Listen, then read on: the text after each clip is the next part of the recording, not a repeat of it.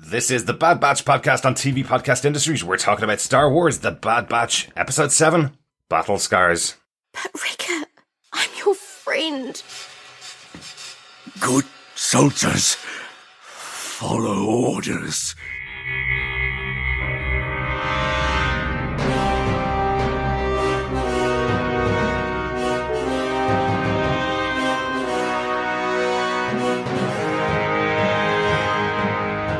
Welcome back, fellow troopers. We're back with The Bad Batch, Star Wars, The Bad Batch, Episode 7, Battle Scars. I'm one of your hosts, Derek. Hello there, fellow troopers. I am one of your other hosts, John. And rounding out the trio of miscreants that is hopping around this galaxy, or galaxy, I should say, a galaxy far, far away, I am Chris. Yes. Welcome back, everybody. We are recording our second podcast of the week. We recorded our podcast about Loki, so not been too long since we've all seen each other and podcasted together. No. It's almost like I see you more than I see some other members of my family. But at least I get to pick you, so I'm glad with that choice. That's true. That's nice. And you know, at least you get to see your wife more than you see us, which is good, right? True. But yeah, lots of fun. Starting off our new podcast on Loki, a 6-episode series, also over on Disney Plus. So 2 Disney Plus shows every week now that we're covering with Star Wars: The Bad Batch. An interesting kickoff, and I think we're going to enjoy the Loki show. Yeah, we've gotten some great feedback from it. We've also, it seems to, according to the news, we are seeing that it is the highest watched opening episode of a Disney Plus show, specifically a Marvel Universe, Cinematic Universe Disney Plus show. See, I don't trust these figures because nobody sees them, and that's exactly what they said about Falcon the Winter Soldier. It's just that they get more subscribers every month, is all it is. Exactly. It's all the hiddle-tiddles that are joining and watching the Disney Plus. Hiddle stoners, John. Where are you? Well, I'm a hiddle-tiddle and a hiddle-stoner. Nice, yeah. Dude. Yeah. I was going to go a Tickle Hiddleston. No, that doesn't work too. You would totally tickle Hiddleston if you could. I would. And he certainly had the Marvel abs on full display, so I guess it's still contagious, the Marvel abs. Yeah. Hey, you got this one shirtless scene coming up. You've got to work out for like 6 months for this 30-second scene. Yeah, and you're like, yeah, okay. And it didn't look right because it doesn't look right on a posh English gent. Well, it does on like, you know, an American boy kind of thing, but it's kind of like not on the hot country gent that I think. Well, I the, will. The Hiddlemeister is. I will refer you to Kong Skull Island, John. Go check Tom Hiddleston out in that. What about Benedict Cumberbatch? Benedict Cumberbatch also as the also six pack. Also Doctor. He didn't have a proper 6-pack in Doctor Strange. I know he whipped off his top, but it wasn't quite there. Okay. I'm sorry. It wasn't 6. It was a full 8-pack. But we'll move on. It was better than mine, guys. Well, I'll tell you that. True. It was better than mine cake. as well. We are not here to talk about Loki. We talk about Loki on another podcast every week. If you haven't heard that podcast, you may just be subscribed to our Bad Batch podcast. Make sure you subscribe to our main feed on tvpodcastindustries.com or just search TV Podcast Industries to get all of our podcasts and all the things we're covering over on our main feed. We also want to hear from you and want to hear your thoughts about The Bad Batch or any of the shows that we cover. So please send emails to us at feedback@tvpodcastindustries.com, or you can join us over in our Facebook group at facebook.com/groups/TV Podcast Industries. Heareth end the public service announcement. Well, yes, exactly. Just in case, you know, there's people that are joining us for the first time, of course. So that is true. I want to make sure that all of our fellow defenders and all of our fellow troopers have the ways to get in contact with us and subscribe to the podcast. But let's get into it, guys. Let's get into episode 7 of Star Wars: The Bad Batch. Yes, if you are, like Rex, joining us for the very first time in this Bad Batch show. Yeah, see? I'm tying it in here. See, guys, I do know what I'm talking about. I like it. If you are like Rex and joining us for the first time, we're going to go through the episode details and then we will jump into our blaster points, our top points for this episode, and we'll sprinkle in some feedback at the end and then wrap this baby up. So, very quickly, Derek, do you want to tell us Who gave us what? I'll do it as quickly as I want to, Chris. No. Okay, that's fine. No, this episode was written once again by Jennifer Corbett, who's written a number of episodes this season, and is the executive producer of the show, along with Dave Filoni. And the episode, once again, directed by Saul Ruiz, who did episode 1 and episode 4, or who co-directed episode 1 and directed episode 4. John, do you want to tell us what they gave us with your synopsis for Star Wars The Bad Batch, episode 7, Battle Scars? Sure. When they return from another suspicious mission for Sid, the Bad Batch question her motivation.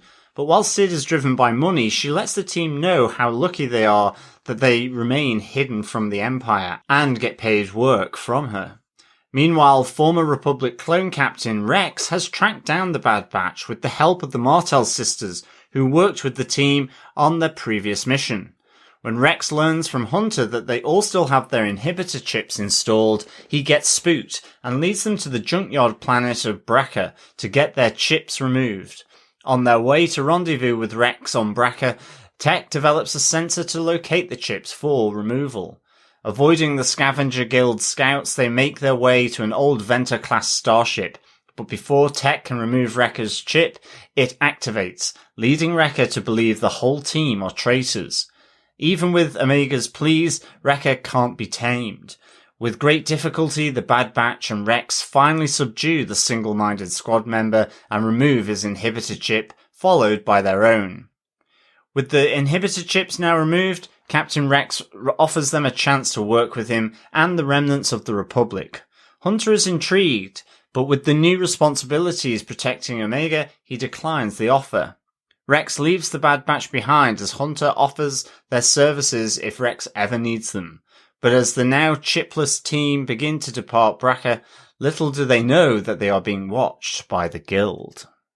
Pretty fun episode this time, with a lot of things that we thought were going to take a long arc to happen, and happened in the episode. Let's jump straight into it, because I think there's a couple of really fun things to talk about. I know we have Chris on board here, who hasn't watched the Clone Wars, so some of this stuff might not have hit as big with Chris as it has with John and myself as big Clone Wars fans. So we'll certainly be talking about that in our first Blaster Point.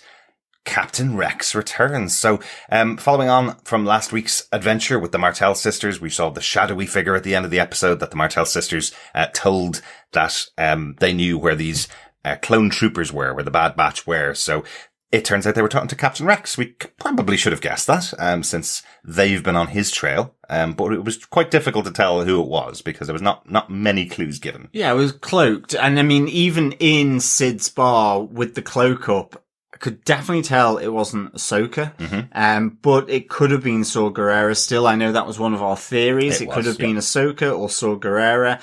Certainly didn't peg Rex, so it was a really great surprise to have Captain Rex, or Commander Rex before he was almost executed, to return here. Yes. And sort of reconnect with the Bad Batch. Because, I mean, I guess Rex was one of the big characters from the Clone Wars series. Yeah, I'd probably put him up there on the level of, by the end of the series, or very quickly into the series actually, probably on the level of Ahsoka and Anakin and Obi-Wan in this show. He was really central, because you'd have episodes where no Jedis appeared. It was just the clones, and mostly led by Captain Rex or Commander Rex for their missions. So I would think he's very central to that. Yeah, and he appeared in the movie as well that kicked off the Clone Wars in with its new animation. And it was great having him in his armor, his clone armor, with the little blue flecks as well that characterize his sort of signature within and throughout the Clone Wars as well. And of course the markers on his helmet for the people he's taken out in the battles, all the clankers, as he calls them, and the his, robots and his droids. slight blonde hair as well, Exactly. which was that's the thing, I guess, in the Clone Wars, to distinguish clones, they had to put some, whether it was scarring from previous battles or whatever, and Rex had the bleach blonde hair, so I guess he was a bit of a surfer dude, or got that element of Django's genetic code. Maybe that's it. So, Chris, as the big surprise as to who it was last episode, you'd heard of Captain Rex before. We've talked about him a little bit in the podcast, but you don't really know him, I presume. No, this did not land as big for me. I don't know the history of Captain Rex, Commander Rex, excuse me. I knew that you guys have said that he was this major character. I think we mentioned him in the last episode or previous episode, kind of like, oh, imagine he will come through, hopefully. Yeah, the Bad Batch mentioned Captain Rex back in episode 2 when they went off to the planet to find one of the clones that had left the clone army many years beforehand. They talked to him and we're told that Rex had just left the planet just before them. So he's been in the background. There's been an idea that he'd be coming. Yeah, exactly. So for me, this was just like, the reveal was, oh, cool, that's who it is. And then I'm quite glad they sprinkled in a bit of exposition. We have Omega going, oh, you're a Gen 1 clone.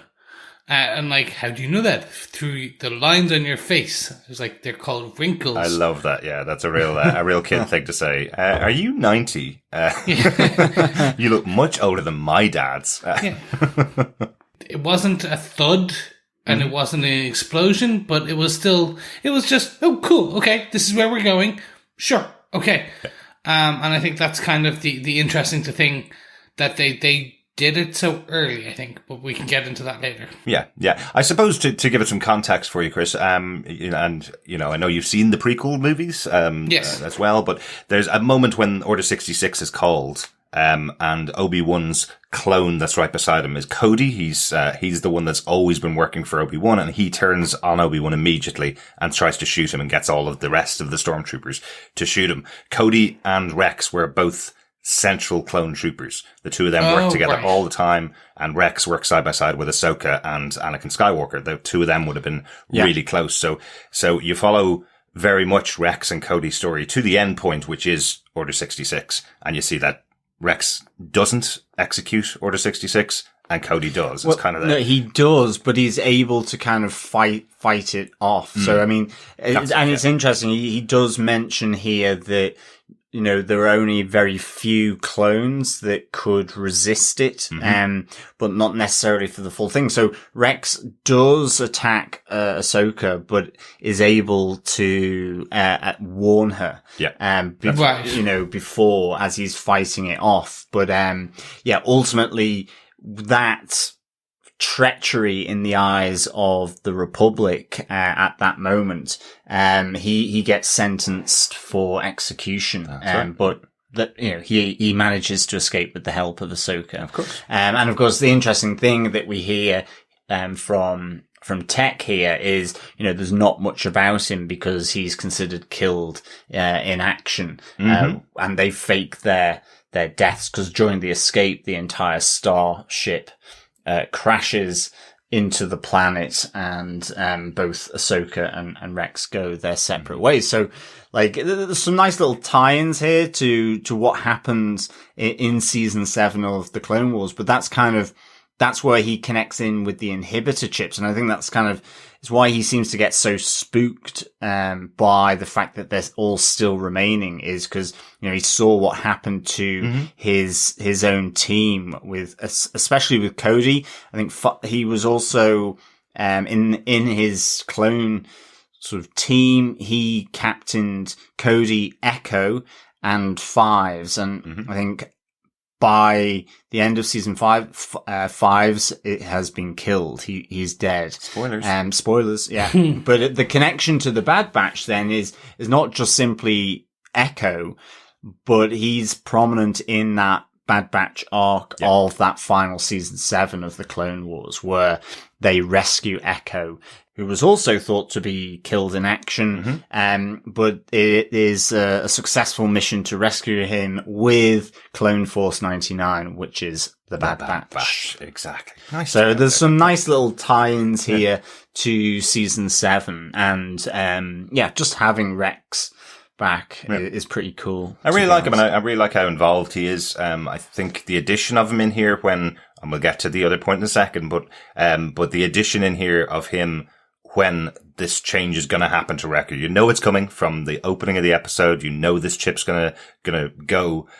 And because Rex is here, what was in my head the whole time, and I think it's why you choose that character, is, well, he's now going to join the Bad Batch when Wrecker goes against them. So we now have another alternate member of this team, just in case they have to chase down Wrecker, or Wrecker dies, or something big happens with Wrecker. We have Rex here, who's a massive character, coming back into this show. And I was kind of going, that adds that nice little bit of extra tension on what actually is going to happen with Wrecker here. Yeah, I mean, it's really good when he drew, he's threatening to draw his blaster because it's almost instant, isn't it? Yeah, the second he hears about the chips, you see the kind of the nice little Western type standoff in Sid's bar was pretty good. I think maybe just to segue into our blaster point 2 of no chips for you and the trip to Bracca. I did name the blaster point, so I just thought that was a good name. I do no chips for you. Exactly.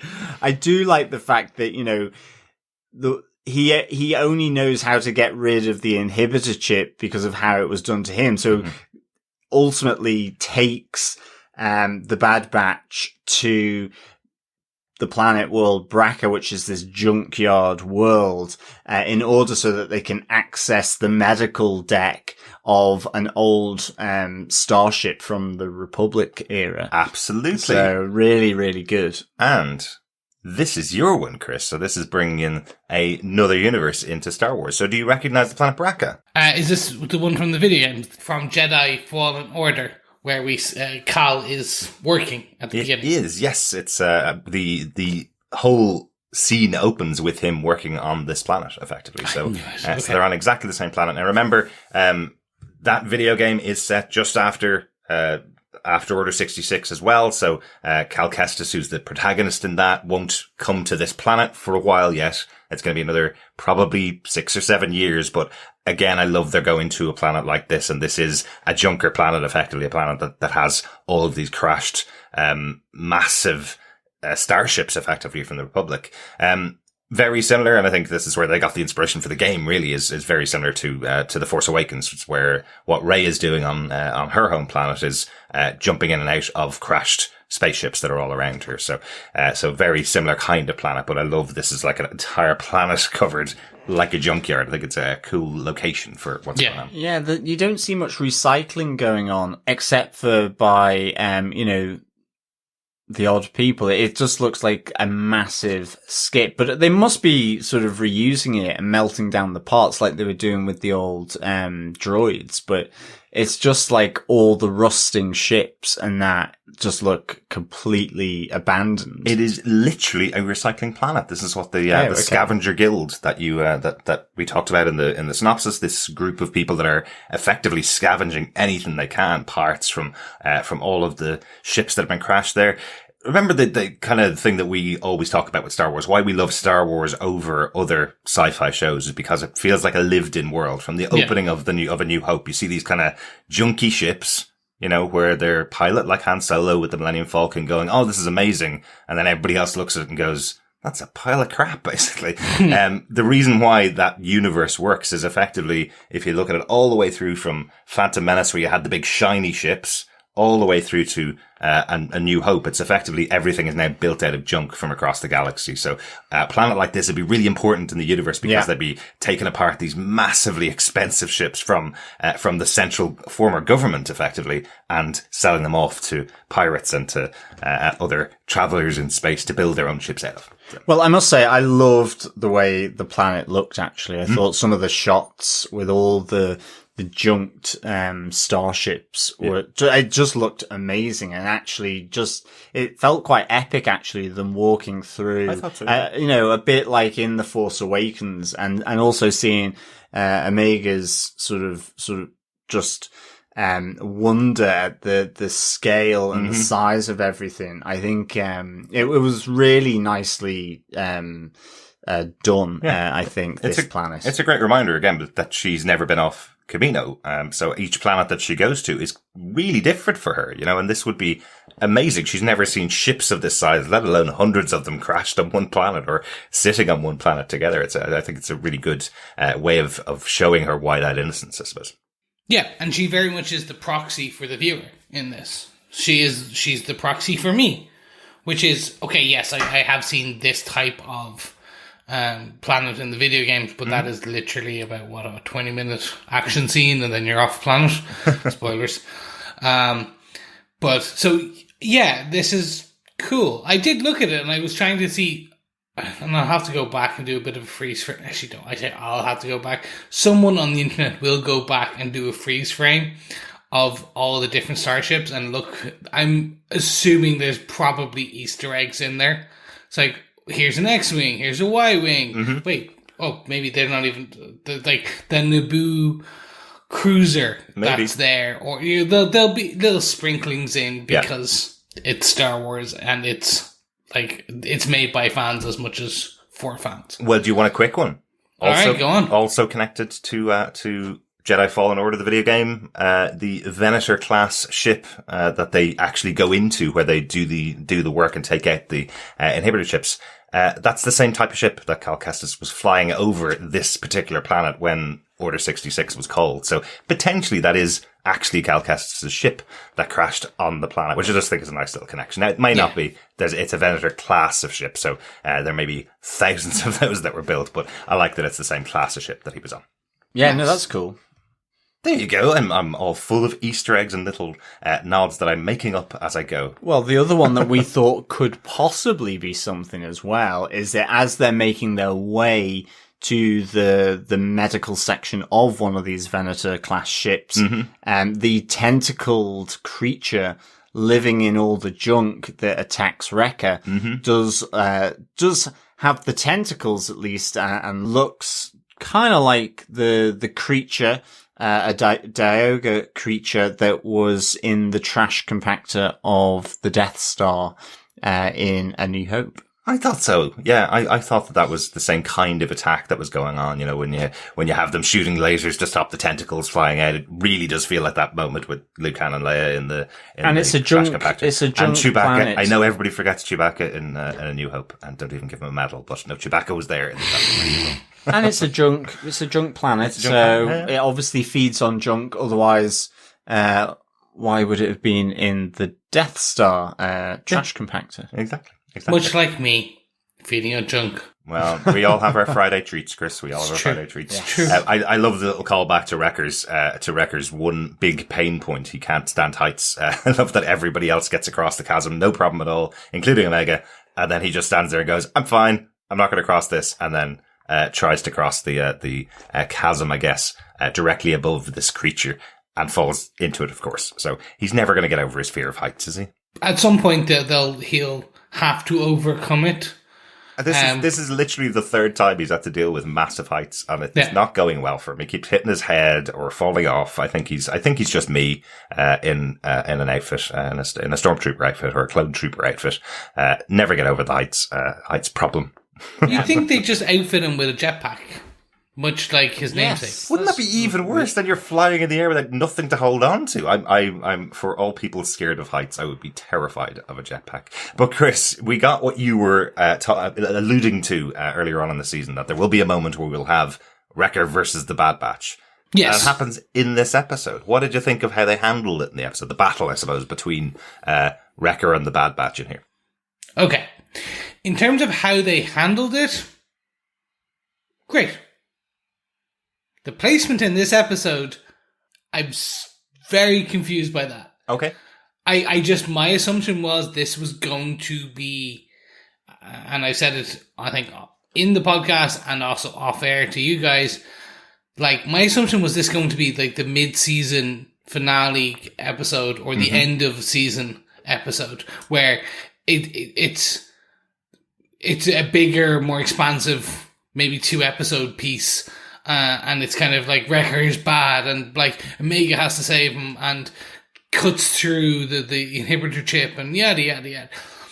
This is a more condensed version of that and they use this plot line to essentially remove the inhibitors.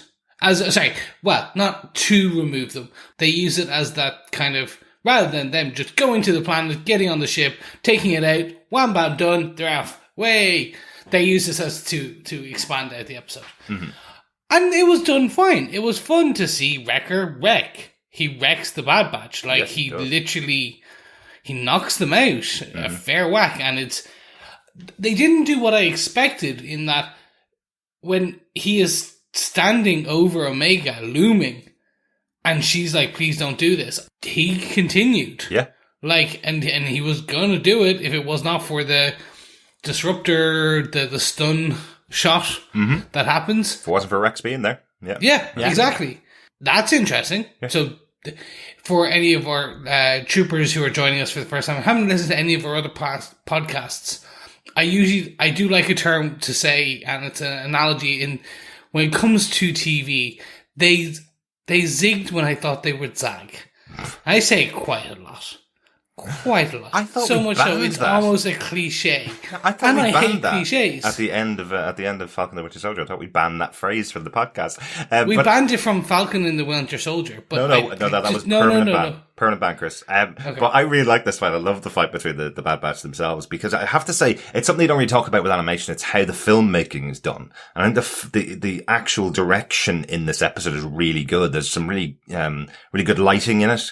The moment when Wrecker turns, there's a great moment where he's just staring down at his hands, and it's a real close up on his face, and you can see the change going on in his mind. It's really well interpreted in the animation, and there's some cool little touches in the fight itself. You know, you see the first shot that's shot at him, exactly as you said, Chris, is a stun bolt. It's the circular blue bolt that's shot at him, so you know everybody's trying to knock him out, whereas he's trying to kill everybody else. So there's everything's quite dark in this episode. I noticed, in comparison to a lot of the other animated shows, it's really dark, and it feels a bit horror-like. You know, it's a kids show, but it feels a bit horror-like in here. And there's also one final one that I really liked, which is where Wrecker's being attacked by Echo. I think it's Echo or Tech, but I think it's probably Echo, who dives over him and gets hit by a stun bolt and falls on top of Rex, knocking Rex out and himself out. And I loved that you got the impact of what the stun bolt did. Both of them knocked out there. I just thought the scene itself was really cool. Yeah, I mean, I completely agree. I thought this was really quite dark with Wrecker. I mean, he's trying to strangle Tech effectively.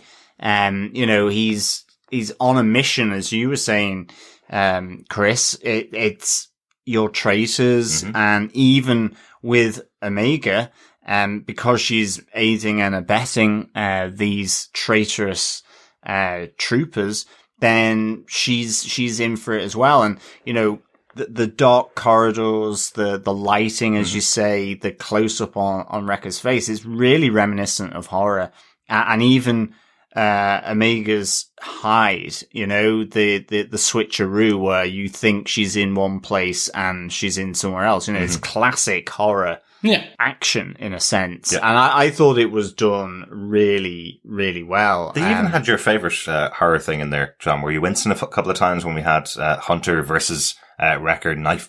Oh yeah, with the knife. Yeah, exactly. This is a knife fight. Yeah, I do not like knife fights in film. It's just the whole kind of, I don't know, feeling. It's like when you see heights on film, you know, like with Tom Cruise on the rock face or on the skyscraper in the Middle East. It was, for some, my ankles go weak, my legs turn to jelly, even though it's just purely on film. And it's just the idea of a slicing knife. You know, don't think about it too much, John. Don't think about it too much. Nope. my thing is eyeballs. People touching eyeballs, slicing eyeballs. That's don't know why. Yeah. The opening of Star Trek First Contact with Picard getting his eyeball pierced. That's literally a terrifying moment. Can I ask a question before we go further? Yeah. And we'll move into Flashpoint number 3 in a second. Was this earned? So, coming out of it, I suppose. So the end of this is that they do actually get to knock out Wrecker. They remove all of the chips out of each of the Bad Batch. I was just checking the second time I was watching. I was just making sure they weren't just turning off the chips. So this threat can't come back in the future. What it does do for me, and is it earned to do it now? I think it's a good choice to do it. You have to deal with it at some point. Yeah. But what I think it does for the show, it gives them two interesting options. So we've now seen how bad it is. So we now see, Wrecker couldn't be stopped by anybody. There was no, like, I love you, Wrecker, from Omega. And he goes, no problem at all, and puts his gun down. There was none of that. And we have one of the Bad Batch out there, Crosshair, who has a chip inside him and is now working for the Empire. So we now know how bad or how different his character is for definite. We saw some moments, but we saw him pensively sitting on his bed the last time we saw him on his own. And we thought it was missing the Bad Batch, but it kind of shows you what how bad this chip can be for the clones. Yeah. But what we've also found out is they can remove the chips. Yeah. From someone that has already had the chip activated. So potentially this allows them to go and liberate some clones from the clone army in the future. So I think it sets up two quite interesting possibilities for these characters to use in the future. Yeah, But they would need a medical bay. They would need the medical bay. That's they the would, only bay. yeah.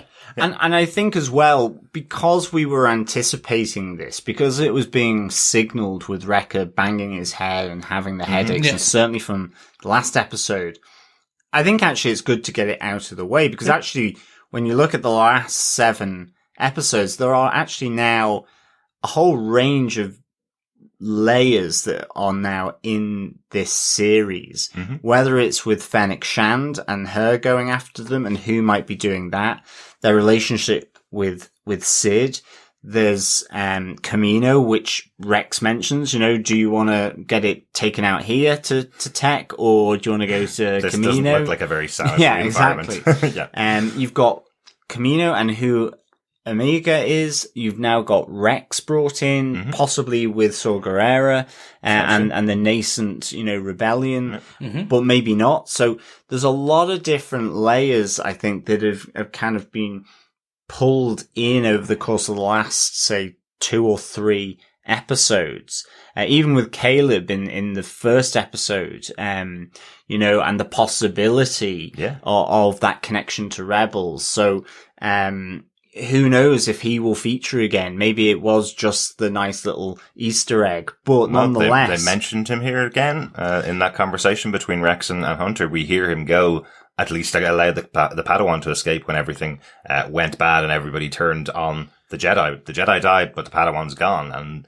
he could absolutely bring Caleb back in. So there's some nice little sort of layers, I think, that subtly are now in there, that just understanding from the Clone Wars and Rebels how they possibly will come together in a bigger thing than simply it being about the inhibitor chip. Yeah. Because otherwise it was just, this is going to happen. Is it? No, it's not happening in this episode. Not happening in this. So I think it actually helps they didn't hold it off till the end of the season. Yeah. And maybe, ultimately we were just thinking a little too small as to what the big thing might be, when they've effectively dealt with it in a single episode. One episode, exactly. Exactly. But, I think it was earned. Yeah, I think so. What do you From think, my Chris? side, I think. For me, I actually do. I think, I don't think waiting till the end of the season. I think the mid-season probably for me would have been the point to do it, because you could stretch it over 2 and make it bigger thing. But you're right, it does, it takes it off the chessboard, but so it's kind of like sacrificing your queen in order to win.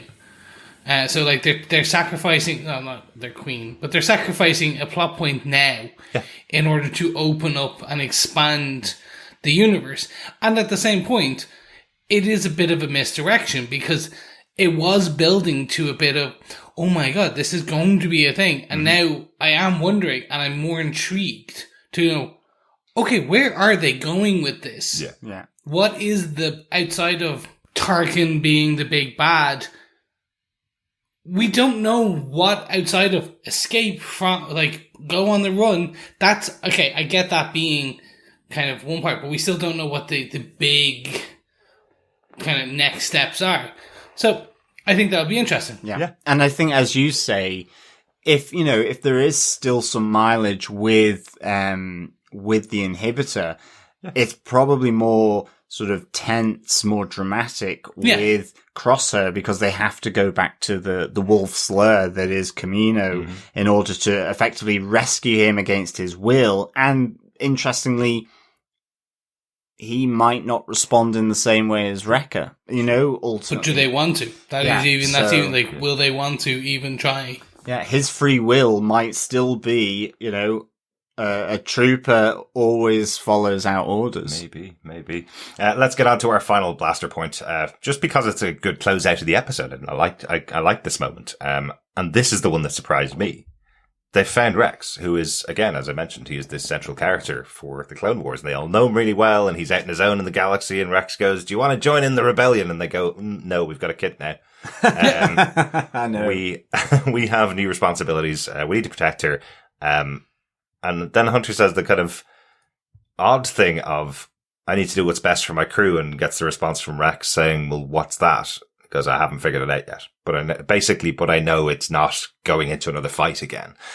Which I think is really interesting, because the Bad Batch are effectively, what we know about them is that they are an elite forces crew. Like, that was their crew is absolutely a team that goes into a fight. But they've changed completely now over these episodes with having Omega as part of them.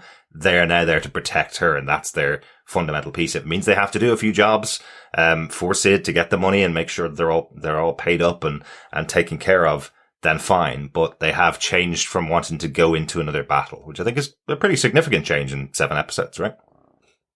I think so. I think taking that fighting force it's an interesting bit. I still think it'd be really interesting to see an aged up Omega at some point in a future series. Yeah. Because can you imagine Omega being trained by the Bad Batch?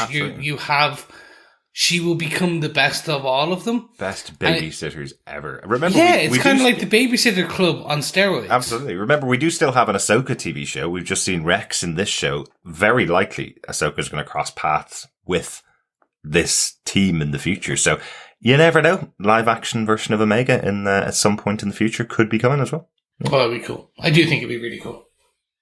Yeah, this was a surprise to me as well. But I mean, I think, you see how Omega has impacted and changed the Bad Batch, even just with the alien popcorn that her and Wrecker go for as a celebratory snack after each of their missions that Sid has given them. That Mantel mix, the popcorn treat, and you see her giving him some once he's kind of returned to normal after the inhibitor chip has been taken out. So I was literally going, has that been in your pocket all day? Yeah, it has. It is warm and soggy. Yeah. You can tell I'm not a parent, because I know if a parent got something like that from their kids, they probably would eat it, but I'd be just questioning how long has that been in your pocket. But it's the popcorn itself, or the Mantel mix. Obviously, it's from Ord Mantell. That's where it gets its name. Yeah. But just so you guys know, if we ever get out of this lockdown and are able to travel to other countries, when you go to Star Wars Galaxy's Edge at Disneyland and Disney World, you can eat Mantel mix. I can't wait. I'm going to take photos and send it to everyone. I know there's loads of other things that you can also do at those Build resorts. A lightsaber. I'm going to have a lightsaber anyway. Mm-hmm. Might even get a dark saber, Chris, so we can battle. Oh my god, it's going to be great. Yeah. But episode closes with the kind of setup for next week's episode. They're still on the planet. They're still on Bracca, and being watched over by the guild who know that they're there, the Scavengers Guild. Probably not very happy. If we've seen Scavengers Guilds in multiple Star Wars media in the past, they're not going to be very happy with these people coming to their planet, possibly stealing their things. So I'm presuming episode 8 begins with a battle between the Bad Batch and the Scavengers Guild. Yeah, or are they relaying their sighting back to old Fennec Shand or Tarkin? Who knows? So yeah, we'll have to see. Yeah. But they've been spotted. They weren't undercover enough. Yes, exactly. No. So, gentlemen, that brings us towards the end of our episode. Before we close out, any notes from your datapad?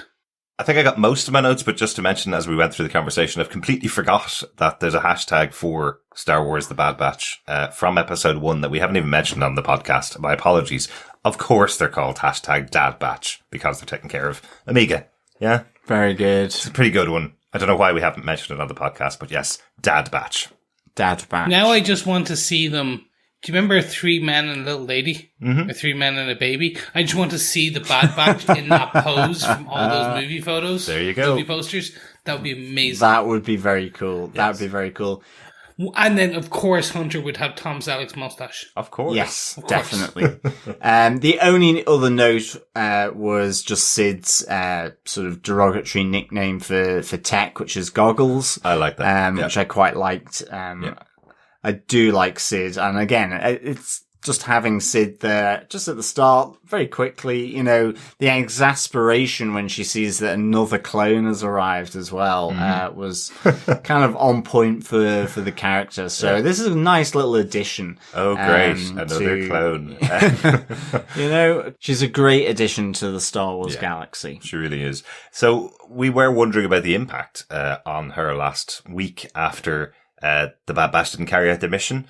This week, she effectively tells them that she's charging them for every single thing that they need for going out on their missions. And it seems like she's not paying them very much at all. I love that moment where she takes out the case full of credits and takes 3 of them out and gives them to Hunter. And he's going to go, and you said I was going to pay 3 times this much.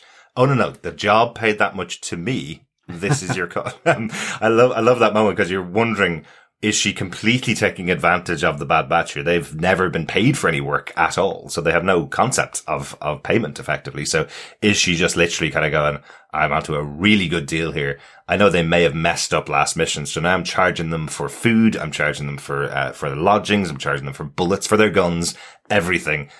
And I'm able to pay them practically nothing out of my massive box of money. So I kind of like that, but Sid. Yeah, no, completely agree. Like that's like, it's the rental system in most countries in Europe.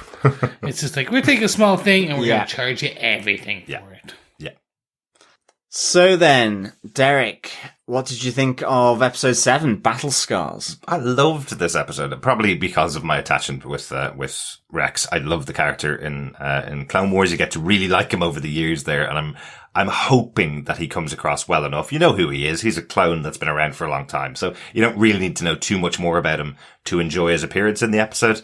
But I just love seeing him back. It's one of those characters that kind of walked off into the sunset. You see him much later in the future and what he turns into, I suppose, in Rebels. But there's this whole intervening period where you don't see him at all. So it's great to catch up with him and see what he's been doing. And so much of the stuff I enjoyed in there as well. Really good episode overall. Chris, again, being our newbie to the animated Star Wars universe, what did you think of episode 7 of The Bad Batch? Yeah, not bad. Again, predicated on knowing the Rex character to get the full enjoyment, but just even based on not understanding who Rex is, it was still really good based on the whole Wrecker situation and the outline of this. They subverted some of my expectations in terms of how the story would play out, and did it a lot earlier. But yeah, no, it was fun, and the way they did it. Now I'm interested to see where they go with this. And I think that's going to be the fun part of the journey. Absolutely. Just like a Galaxy's Edge. Enjoy the ride, Chris. That's the fun part. John, how about yourself? Did you enjoy The Bad Batch, episode 7, Battle Scars? Yeah, I really loved this episode. I'd give it 4 celebratory buckets of alien popcorn out of 5. Yeah, I mean, having Rex in was just like, cherry on top for me. Loved getting back with this character and his interaction with the Bad Batch. Certainly, with Echo there as well. And there's real connection with Rex and the other members of the Bad Batch through Echo. Really liked that. I loved the junkyard planet of Bracca. I thought that was really very coolly portrayed. I loved Wrecker's dark turn as his inhibitor chip kicks in, and having to deal with that. Certainly a lot of dark stuff going on in that, and of course, it's just so good that we've got both Rex back in this universe, and I'm really hoping they connect in again with him. But you've got now these Salvage Guild, Scavenger Guild, spotting them. And what does that mean? And I just think, it's in this episode where I just feel there's some really nice layering going on with the bigger picture and the the way that it can potentially come together, which is really intriguing and really exciting, because we've still got Crosshair, we've still got the mystery of Omega. That's all kind of simmering under here still, as well as all the new stuff, like with Rex and his involvement in this new world or new galaxy, with the emergence of the Galactic Empire. So, this all was like really good for me. Yeah. Omega confirmed also as, the only clone that doesn't have a chip inside her, or a clone that doesn't have a chip inside her, which came as a big surprise to Rex, because every clone seemed to had that inhibitor chip put in pretty early. So I thought that was quite interesting. Another little bit of information on Omega and why she's so different to everybody else. Excellent. Thanks for that, John. And thanks, Chris. No worries. You're most welcome. Well, there we go, chaps. Let's get on to some feedback for this episode. Over on Facebook, we had some feedback from Dan Lee, who had this to say: I think this was the first episode where I watched it properly, not just as background noise whilst flicking through my phone. Nicely ramped up tension and a resolution to the chip issue, but it looks like they won't be sitting still for long. I should also point out that I think, once again, a lot of the impact was lost on me as I haven't watched the Clone Wars. I have an idea of who Rex is, but that's about it. Dan, you're preaching to the choir here. We are quite similar on this, and I think you're right. It is a bit lost, but they gave us enough explanation as to kind of get some of the kind of background of some of the understandings. But I'm glad to see that, like, you're getting, much like me, getting ingrained and slowly. They have our hooks in us, and now they're just slowly reeling us in. There you go. I don't know whether Chris means the writers of the show or me and you, John. Both, really. Yeah, probably both, I would say. Yeah. Thanks so much, Dan. Yeah, thanks so much, Dan. Also on Facebook, Dr. Bob Phillips says, reptile punching, surgery without consent, near murder of a child, all good stuff for a PG-rated kid show. This is definitely growing on me, adoring the little Rekiga duo with allusions all the way back to Of Mice and Men and the growing array of people lining up to take out the Bad Batch.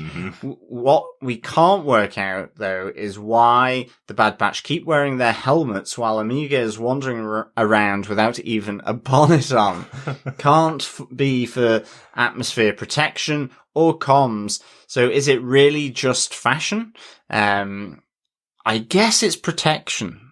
I kind of like what you've picked up on there, Bob, because you would assume, since Omega's the most wanted person in the galaxy by the Empire right now, she probably would want to wear some form of face covering, potentially. So the Bad Batch always wearing their helmets. I think it's probably part of their ritual when they go into battle is stick on the helmet. You see it with Wrecker. The minute he switches into Order 66 Wrecker, he puts on his helmet. You know, each one is designed really well, so it could also be fashion though. Yeah, it could well be. And I do think that potentially some of the comms are through the helmet, but I'm not entirely sure. They may still have a bit of wrist comm action as well. I do like when you look at each of the Bad Batch when they're in their full outfits, you can tell who each one is, even when they're wearing their helmets. I think that's pretty cool. And I also do very much like the idea of a battle bonnet, that for Omega could go into war on the next mission with her battle bonnet. I love it. That would be pretty good. And yeah, I'm really liking the little duo of Wrecker and Omega as well. Rekiga. That's quite difficult to say, but it's about right when you merge the two names together, isn't it? Yeah. Great stuff, Bob. Yeah, thanks so much, Bob, for the feedback. Yes, thank you so much, Bob. I do much prefer Omega instead of Rekiga. Omega. Just Omega kind of goes off the tongue slightly easier. Although, Chris, that is kind of how she pronounces her own name, isn't it? It is. Omega. But it's just with the at the end from Wrecker. So, anywho, thank you so much, Dr. Bob. Absolutely. Appreciate it. Thanks everybody for your feedback for this episode. If you want to share any feedback with us, please contact us over on our email address at feedback@tvpodcastindustries.com or pop over on our Facebook group to facebook.com/groups/TV podcast industries. And we have spoiler posts in there for every show that we cover. Yes, but we'll be back next week with our chat about Star Wars The Bad Batch Episode 8, which is available from Friday, June the 18th. Plus, of course, we are over on Disney Plus watching the Loki series that is available now every Wednesday there. We've just podcasted on the first episode of Loki, but we'll also be chatting about Loki episode 2, which arrives on Disney Plus on the 16th of June. And in between now and then, we also had so much feedback on Loki that we have a podcast specifically on the feedback from our wonderful fellow defenders, from yourselves, about the first episode of Loki. So looking forward to chatting a bit more about Loki. Bad Batch episode 8. Do you know what that is? The mid-season point. What's going to happen? Maybe quite a big moment. As far as we know, there is zero break, so it will just be a big moment that leads into the following week's episode. But it is the mid-season point, let's say. Hopefully they'll have a 75th percentile point as well. They might have a 75th percentile point. So that'll be episode 12. Is that what you're saying? Yeah. Okay. Thanks so much. Talk to you next time. Yes, thank you so much. Chat to you soon. Yeah, thanks so much, fellow troopers. Remember, keep watching, keep listening, and keep trooping along. Bye. I'm so Star trooping across the universe. Wow. We'll get lots of complaints from every form of, people with ears. Yes. First, but also mixing up all of the controversial. Bye. Bye.